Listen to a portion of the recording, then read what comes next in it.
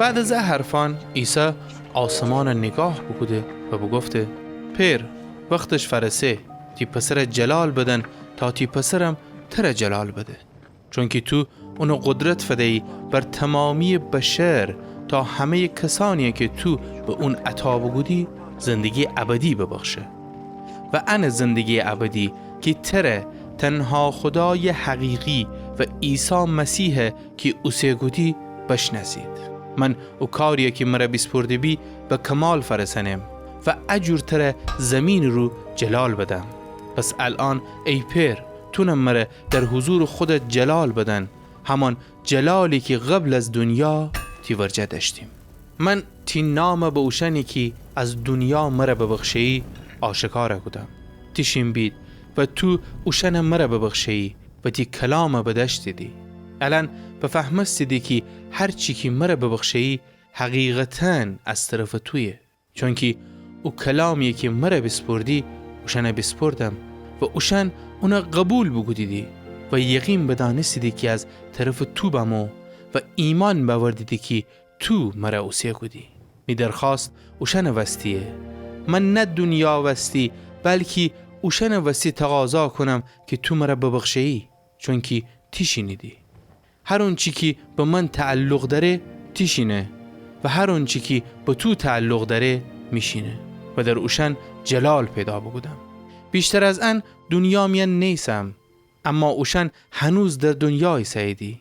من تی ورجه ایم ای پیر قدوس تی نام مرا ببخشی، اوشن به قدرت تی نام حفظ بکن تا ایتا بید حتی که امان ایسیم.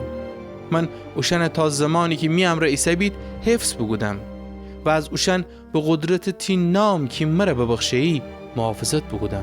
هیچ کدام از اوشن هلاک نبسیدی جز اونی که باید به هلاکت برسه تا پیشگوی کتاب مقدس ثابت ببه.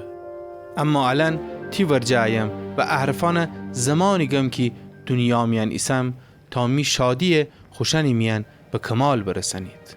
من تی کلام اوشن فدم، اما دنیا از اوشن نفرت داشتی، چون که متعلق به دنیا نیدی حتی که من تعلق نرم. می درخواست انی که اوشن از دنیا ببری بلکه خیم از شرور محافظت بکنی. اوشن بعد دنیا تعلق نردی حتی که من تعلق نرم. اوشن به وسیله تی حقیقت تقدیس بکن، تی کلام حقیقته. حتی که تو مرا بعد دنیا اوسیه گودی منم اوشن از دنیا میان اوسیه کدم.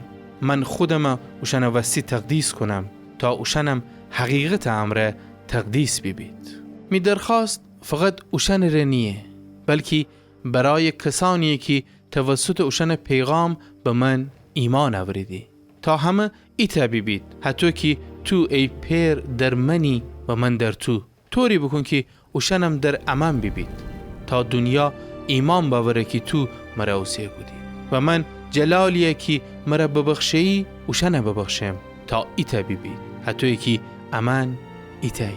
من در اوشن و تو در من، طوری بکن که اوشنم کاملا ایتا ببید تا دنیا بدنه که تو مرا اوسیه گودی و اوشن هوتوی دوست داشتی که مرا دوست داشتی.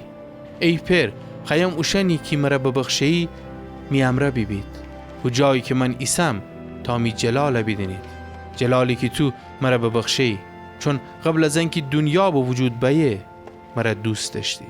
ای پیر عادل دنیا تر نشناسه اما من تر شناسم و اوشن دنیدی که تو مرا اوسیه گودی. من تینام به اوشن بشناسنم و بازم شناسنم تا او محبتی که تو میره داشتی در اوشنم بمانه و منم در اوشن بمانم.